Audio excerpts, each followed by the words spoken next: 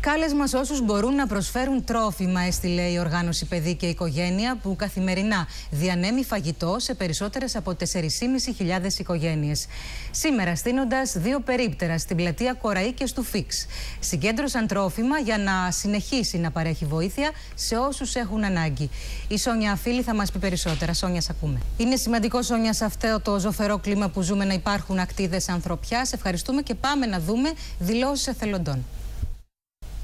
Μετά τον πετυχημένο κύκλο συναυλιών της προηγούμενης χρονιάς, το τρίτο πρόγραμμα της ελληνικής ραδιοφωνίας διοργανώνει ένα νέο κύκλο συναυλιών σε συνεργασία με τα μουσικά σύνολα της ΕΡΤ.